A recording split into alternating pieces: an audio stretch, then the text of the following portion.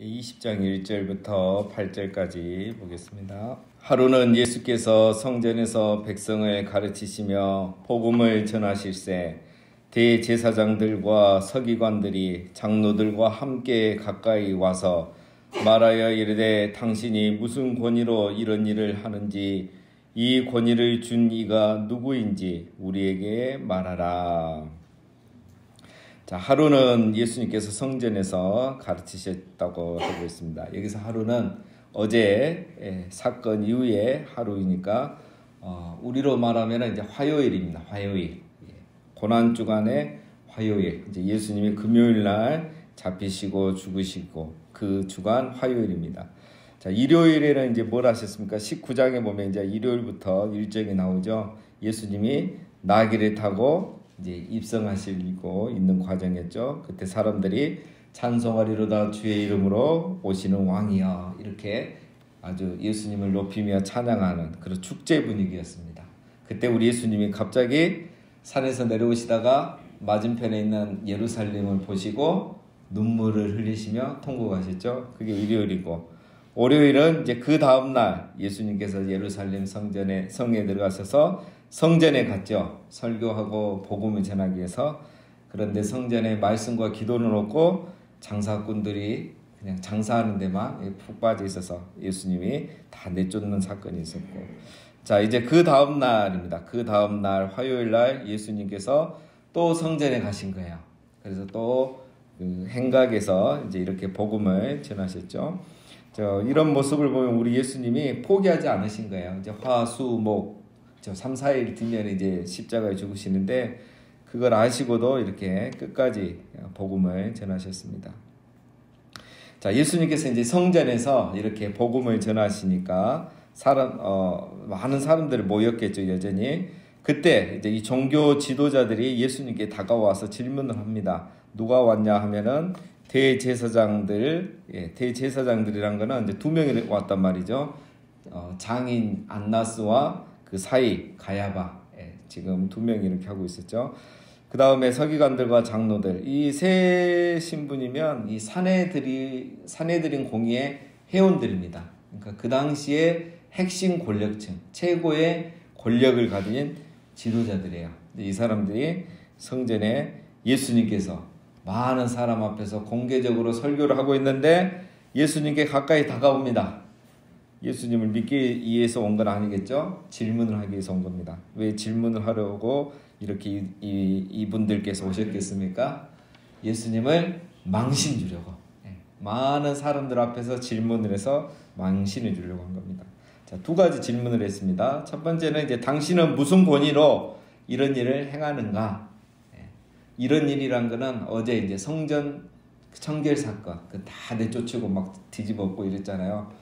무슨 권위로 이런 일을 했냐? 두 번째는 그 권위는 그러면 누가 주었느냐? 말이에요. 한마디로 말하면 이 말이에요. 당신은 신학교도 안 나왔고 목사도 아니고 전도사도 아니고, 즉 제사장도 아니고 랍비도 아니고 장로도 아닌데 왜 당신이 이런 일을 했냐? 어디 출신이냐? 라이센스, 자격증은 있느냐? 이 말이에요. 그러니까 이제 예수님을 완전 쪽팔리게 하는 거죠. 아무 자격도 없고 공부도 안 한 사람이 무슨 자격으로 권위로 이렇게 하느냐라는 겁니다. 자, 이렇게 이제 질문하는 목적은 두 가지입니다. 첫 번째는 말씀드린 것처럼 예수님을 망신 주기 위해서, 창피하게 하기 위해서 하는 거죠. 아무 자격 없다는 거를 이제 대중 앞에 드러내는 거죠. 사람들은 모를 수 있으니까. 두 번째는 또 예수님을 고발할 조건을 찾는 겁니다. 자, 이 질문을 했을 때 예상하는 답변은 뭐였을까요? 네가 무슨 권위로 이런 일을 하느냐? 또 누가 이런 권위를 줬느냐? 했을 때 예수님은 신학교도 안 나왔고 뭐 아무것도 안 했기 때문에 답변할 내용이 뻔하죠. 하나님이 내게 이런 권위를 주셨다, 이렇게 하잖아요. 지금까지도 계속 아버지께서 나에게 하신 말만 나는 하고 아버지께서 행한 일만 한다, 이렇게 얘기를 했기 때문에 뻔한 대답이에요. 그래서 이제 그 대답을 하면은 이제 이 사람들이 예수님을 고발할 조건이 되는 거죠. 신성 모독죄. 하나님이 너에게 무슨 권위를 줬냐 하면서 신성 모독죄, 그리고 어제 성전 청결 사건을 하면서 성전 모독죄, 자기들에게 가장 거룩한 이 성전을 모독한 거예요. 제사를 방해하고. 그래서 이런 두 가지로 가지고 이 두 가지로 이제 고발할 수 있는 그런 좋은 조건을 이제 기회를 이렇게 가지려고 했던 거죠. 자, 그런데 우리 예수님이 3절에 이렇게 대답합니다. 대답하여 이르시되 나도 한 말을 너희에게 물으리니 내게 말하라. 요한의 세례가 하늘로부터냐 사람으로부터냐. 자, 예수님이 질문으로 답합니다.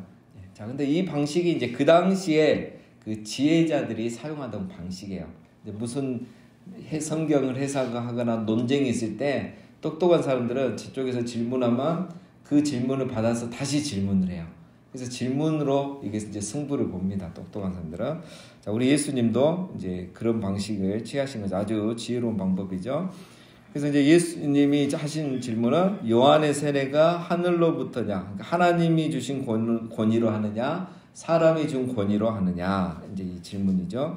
자, 이 질문에도 사실 예수님의 답변은 이미 포함되어 있습니다.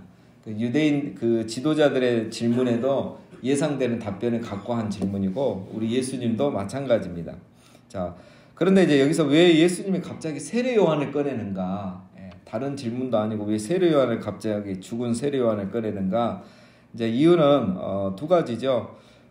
예수님과 세례 요한이 비슷하기 때문에 그렇습니다. 예수님과 세례 요한은 비슷한 점이 있죠.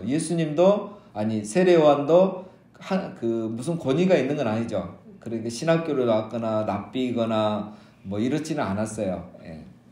그런 세례 요한은 광야에서 이렇게 기도하고 준비하다가 어느 날 갑자기 나와서 뭐 영적 대각성을 일으킨 그런 사람이었습니다. 그런데 그렇게 했는데도 세례 요한을 따르는 많은 사람들이 생겼죠. 다 회개하고 세례받고 이랬잖아요. 자, 그 세례 요한이 이제 했던 말이 있었죠. 내 뒤에 나보다 더 크신 이가 오시는데 나는 물로 세례를 주나 그는 성령과 불로 세례를 준다 했는데 그분이 누구죠? 바로 예수님이에요. 그래서 예수님이 세례 요한을 이렇게 이야기하는 두 번째 이유는 세례 요한을 인정하는 순간 예수님을 인정하게 되는 거예요.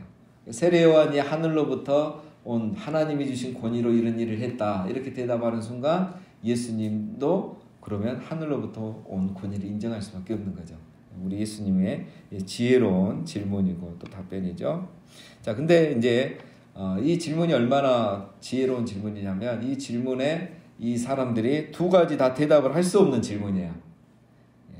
세례 요한이 하나님으로부터 온 권위를 받은 사람이라고 하는 순간 예수님의 권위도 하늘로부터 온 것을 인정하지 않을 수 없게 되는 거죠. 그리고 만약에 이제 두 번째 세례 요한은 사람에게 권위를 받았다. 이 말은 이제 세례 요한을 정식으로 인정하지 않는 게 되죠. 그러면 이제 백성들에게 돌 맞아 죽을 일이 됩니다. 왜? 백성들은 다 세례 요한을 선지자로 이렇게 받드는데 그런 세례 요한을 무시할 수가 없는 거죠.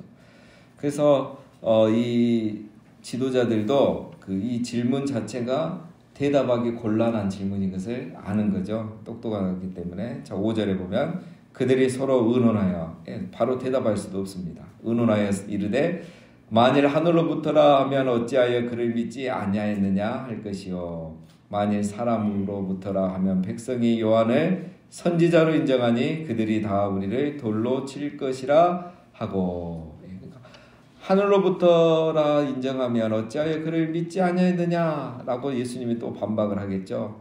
자, 여기서 믿지 아니하였단 말은 무슨 말이냐면 이제 세례 요한에게 세례를 받지 않았느냐. 이 요한이 하나님 보내신 사람이라고 하면서 왜 그러면 그때 너희는 회개하고 세례를 받지 않았느냐 이렇게 말하면 할 말이 없죠. 회개를 안 했기 때문에. 그리고 요한을 인정하지 않으면은 이제 예수님 앞에 있는 이 수많은 사람들은 요한을 인정하기 때문에 돌 맞아 죽게 되는 거죠. 자, 이럴 때 이제 답변을 어떻게 합니까? 우리 국회의원들이 이제 잘하는 그 답변 있잖아요. 잘 모르겠는데요. 기억이 안 나는데요. 그거죠. 그래서 7절에 이 사람들이 대답하되 어디로부터인지 알지 못하노라. 그래서 자기도 모르겠다 이렇게 대답하죠. 세례 요한이 무슨 권위로 하는지 우리도 모르겠다. 자, 이 대답도 그러니까 지혜로운 대답이에요. 어찌 보면 자기 모순도 피하고 백성들과의 충돌도 피하는 거야. 그러니까 이 대단하죠. 서로 이 머리 싸움이 대단합니다. 자, 온 백성이 다 아는 사실을 모른다고 하니까 사실은 이게 굉장히 부끄러운 일입니다. 그렇죠? 굉장히 부끄러운 일이에요. 자, 어쨌든 이제 이 사람들이 백성들 앞에서 예수님을 망신 주려고 궁지로 몰아넣으려고 했다가 지금 오히려 완패당하는 겁니다. 자기들이 진 거죠. 자, 뭐 여기에 이제 나오질 않지만 이렇게 완패당하고 오히려 부끄러움, 망신을 당했으니까 이제 예수님을 죽이려고 하는 이 마음이 얼마나 더 강하게 일어나겠어요. 그래서 이제 금요일 날은 예수님이 잡히게 됩니다. 자, 8절 마지막. 예수께서 이르시되 나도 무슨 권위로 이런 일을 하는지 너희에게 이르지 아니하리라 하시니라. 자, 예수님도 그들에게 대답하지 않으셨습니다. 여기에서 이제 직접 대답을 안 했지만 이미 질문 안에 답이 있었죠. 나도 세례요한처럼 하늘로부터 온 권위로 하는 거다. 이렇게 이미 대답이 된 겁니다. 자, 그래서 이번 성전 공개 토론은 우리 예수님께서 완성하셨습니다. 그들은 예수님을 절대 예수님의 지혜를 이길 수가 없죠. 자, 이제 어제 말씀과 좀 연관해서 이걸 다시 정리하면은, 자, 여러분, 그들이 이 대제사장들과 서기관들과 장로들이 이제 와서 질문을 했잖아요. 무슨 권위로 이런 일을 하느냐? 누가 이런 권위를 너희에게 주었느냐? 자, 이 말은 무슨 권위로 또 누가 권위를 줬기 때문에 네가 감히 이 성전에서 우리의 이 성전 시스템, 사람들이 와서 환전해주고 재물을 이렇게 바르고 해서 제사를 드리게 하는 이 성전 시스템을 왜 네가 망가뜨리냐? 네가 제사장이냐? 선지자냐? 이런 질문을 한 거잖아요. 자, 이들이 이런 질문을 한 이유가 뭘까요? 근본적인 그 이유. 정말 성전의 제사가 방해를 받았기 때문에 이런 질문을 했을까요? 아니겠죠? 예. 이들의 관심은 말씀이 아니에요. 자기들의 이권입니다. 그러니까 예수님이 그 사람들 앞에서 설교를 하고 있을 때, 야, 저 말씀이 진리인가 아닌가? 왜 당신은 진리도 아니 이런 말씀합니까? 성경 어디에 그런 말이 있습니까? 라고 따지기 위해서 온 게 아니고, 예수님이 어제 그 했던 일 때문에 자기들의 이권에 손해가 나니까 지금 예수님을 찾아와서 따지는 겁니다. 그러니까 예수님의 가르침이 누구의 권위로 그걸 가르치고 있느냐 이 말이 아니고, 네 무슨 권위로 이 성전 시스템을 무너뜨리느냐라는 거죠. 그래서 이 사람들의 마음은 그 말씀을 들으러 온 것이 아닙니다. 예수님의 말씀이 진리냐 아니냐는 관심이 없었던 거죠. 말씀에는 관심이 없고 오직 자기의 이권에만 관심이 있었습니다. 내 권위에 그리고 내 이익에 위협이 되느냐 안 되느냐, 이게 중요한 거예요. 예수님이 그렇게 해버렸기 때문에 이 제사장들과 지도자들의 권위가 확 떨어져 버린 거예요. 그러니까 그거에 분노해서 예수님을 찾아온 겁니다. 자, 어제 이제 질문만 막 던지고 답을 드리지 않고 끝냈는데, 어제 이제 그저께 우리 예수님이 어제 이제 예수님이 그 나귀를 타고 이렇게 내려오시다가 예루살렘 성을 바라보시면서 통곡하면서 우셨다고 그랬죠. 그러면서 하시는 말씀이, 너희가 평화에 관한 일을 알았더라면, 즉 복음을 알고 하나님 나라를 알았더라면 이 마지막 멸망과 심판을 피할 수 있었을 것인데 하면서 예수님 마지막에 한 말씀 하셨죠. 그러나 지금은 내 눈에 숨겨져 있느니라. 그러니까 하나님 나라와 이 복음이, 예수 그리스도가 메시아라는 것이 그들에게는 아직 숨겨져 있느니라 이랬죠. 즉 하나님께서 그들을 깨닫게 해주지 않았다라는 말씀을 마지막에 하셨습니다. 그러면서 이제 우리가 그때 질문을 했죠. 어제 왜 하나님은 그들에게 숨기셨는가? 왜 그들에게는 복음을 깨닫게 해주지 않았는가? 자, 이거는 똑같습니다. 자, 바로의 마음을 하나님이 강팍하게 하셨다는 말과 비슷한 겁니다. 자, 바로의 마음이 강팍해서 하나님의 역사를, 하나님이 자기 백성을 구원하는 것을 바로가 깨닫지를 못했죠. 그러니까 자기 마음이 강팍한 거예요. 자기 욕심에 이 이스라엘을 향한 하나님의 그 구원의 역사를 깨닫지 못하는 거예요. 그러니까 하나님이 그 마음을 강팍하게 했단 말은 그냥 그대로 뒀다는 거예요. 은혜를 안 베풀어 줬다는 거예요. 그러니까 바로는 계속 마음이 강팍해지는 거죠. 자, 지금 종교 지도자들의 마음이 똑같습니다. 이 사람들의 마음이 강팍하죠. 왜? 지금 자기의 권위와 자기들의 이권에는 관심이 없어요. 그거에만 관심이 있는 거예요. 말씀에는 관심이 없는 겁니다. 이런 모습이 어디까지 가느냐? 예수님이 십자가에 죽는 그 날까지 계속 가는 거예요. 그러니까 하나님이 그들에게 숨긴 것 같고 그들의 눈에 숨겨져 있는 것처럼 하나님이 가려준 것 같지만 사실은 이들이 관심이 없기 때문에 자기들의 눈을 스스로 가린 겁니다. 그 예가 뭐죠? 오늘 본문 말씀이에요. 예수님이 그렇게 가르치는데도 그 말씀 듣기 위해서 온 게 아니고 그 말씀 갖고 토론하는 게 아니고 자기의 이권이 있는 이 시스템을 예수님이 무너뜨렸기 때문에 그거에 대해서 이렇게 따지기 위해서 사실 온 겁니다. 그렇죠? 그래서 이제 이렇게 아직까지 깨닫지 못한 이 악한 지도자들을 향해서 이제 내일 아침에 예수님께서 포도원과 농부의 비유를 듭니다. 그래서 너희가 얼마나 악한 사람인지를 그 비유를 예수님이 딱 말씀하시니까 이 사람들이 또 열받죠. 자기들을 비난한 설교를 또 하니까. 그래서 이제 예수님을 죽이려고 그렇게 작당을 하게 되는 것입니다. 자, 그래서 우리 하나님이 그들을 숨기신 게 아니고 그들을 이렇게 가리신 게 아니고 그들이 이미 하나님을 향해서 그렇게 그들이 스스로가 숨고 그들의 마음이 다른 데 가 있기 때문에 이런 은혜를 깨닫지 못한 겁니다. 자, 우리도 우리 자신을 돌아봐야 됩니다. 자, 우리는 정말 예수님의 권위를 인정하고 있는가?